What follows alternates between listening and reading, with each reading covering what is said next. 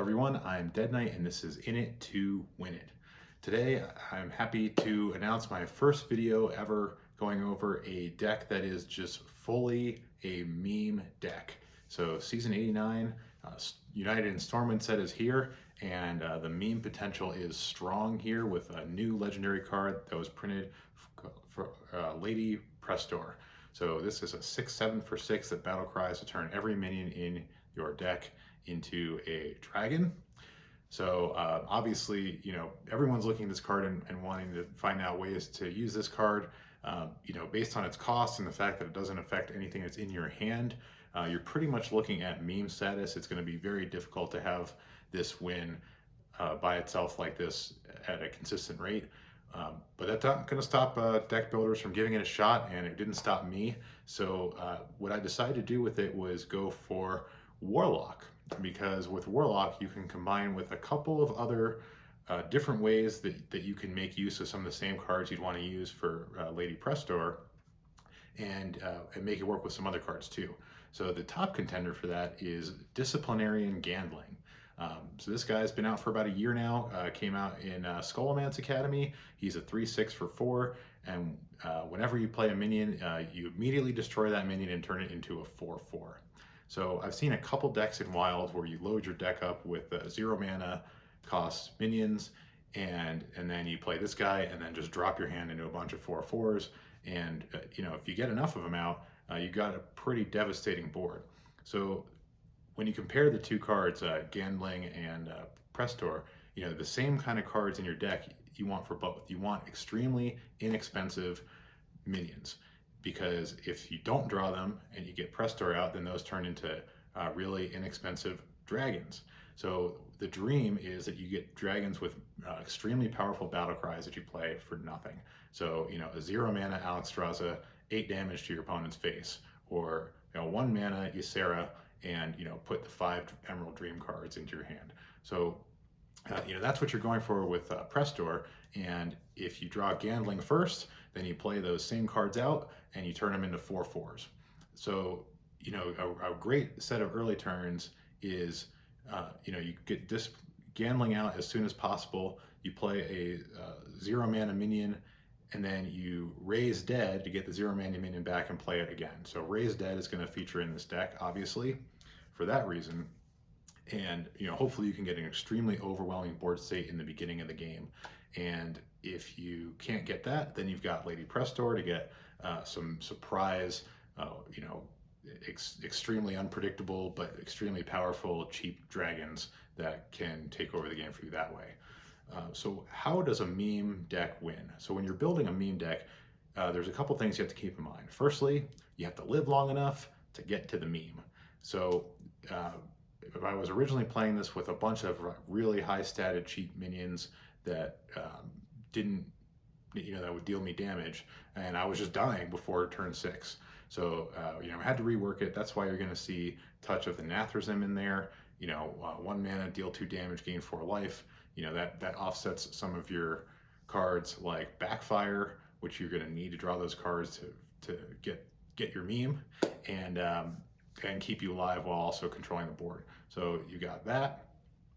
You've also got Spirit Jailer, which is a decently statted early game minion that will gain you some life back over time, and then combine that with some with Flesh Giants too, because the other thing you need to remember with the meme deck is you have to be able to pressure the board, and you have to actually have at least a chance of winning without the meme. So by the time you're done dealing yourself damage with life taps and raised deads and healing with touch of the Nathrezim, you can actually get a Flesh Giant out pretty early. And if you get that guy out on turn 4 while you've been putting other minions on the board, you can do some damage without the meme. Now there's also some other really useful early game minions in here. One card I like a lot is Peasant. So I've not seen a single person play this card. It's a 2/1 for 1, and on the start of your turn, draw a card. So what you got to remember about Peasant is, with all the people that are running quest lines, if you play Peasant on turn 1, most people are going to be playing a quest line on their turn 1, which means Peasant is going to draw you a card. So even though it's extremely easy to kill, you know, a lot of people are not going to kill it on turn 1 because they're running their quest line. So I really like this card. I think it's really underrated. Another great card, also underrated but has seen some play, is Safety Inspector. So that's really great in this deck because, you know, if you draw one of these 0 mana minions that and you don't have any way to convert them, then you can send them right back into your deck with Safety Inspector, draw a real card, have a better chance of getting some of your win conditions. We'll stop calling them minions and calling them win conditions now because we are trying to win. So what you're looking at when you're not catching your win conditions is basically a Zoo Warlock, and you're going to play your deck accordingly. So don't worry about losing health. You know, obviously don't die, but you know, don't worry about losing health. Don't worry about discarding cards. Get Wicked Whispers out on a couple of minions, and you know, you can have pretty substantial board states without getting your win conditions, you know, with Wicked Whispers and, you know, some just early cheap minions. So, you know, play this deck aggressively. Try to deal damage to your opponent's face and try to live long enough to get your win conditions. Speaking of which, there is one other win condition in here which works really well when you have, you know, a bunch of cards that you're sloughing off to other cards, is Shadow Council. Shadow Council was printed in Ashes at Outland. 1 mana spell, turns every card in your hand into a demon that gets +2/+2. So this guy is a meme in and of itself that can win games. And you look at this deck and you're like, okay, if I turn all my cards in my hand into other cards, what am I losing? You know, I'm losing a Murloc Tinyfin. You know, I'm losing, you know, a bunch of cards that aren't by themselves going to win the game. And what can I potentially get? You know, you can potentially get like a 4/7 Bloodbound Imp for 2 mana. You know, you get a 3/7 Midway Maniac for 2 mana. You know, you're getting 5/4 Flame Imps for 1 mana. So that's your best case scenario, is these just immense amounts of pressure coming from Shadow Council.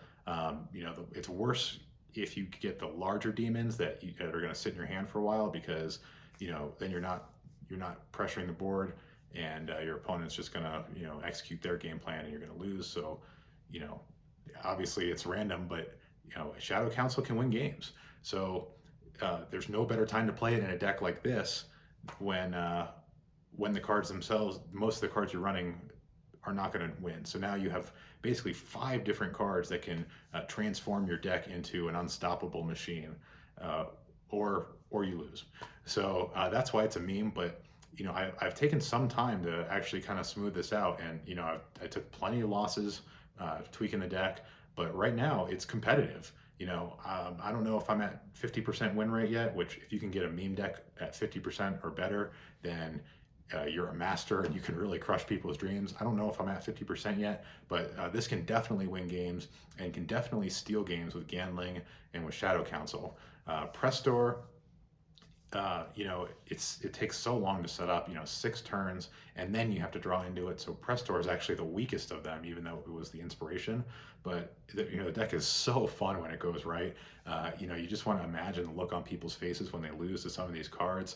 So, you know, I'm so excited that I got to make it and play this deck, and it's just been so fun. You know, even if I'm not winning every game, you know, you got to do it for the memes, and there's no better way to do it than with a deck that is chock full of them. So, you know, let me know what you think of the idea of this. You know, if you're brave enough to try it out, go for it. Definitely leave some comments about, you know, what it was like running this if you decide you want to do it. Don't forget to subscribe to the channel and like the videos, and you know, let me know how it goes, and tune in next time.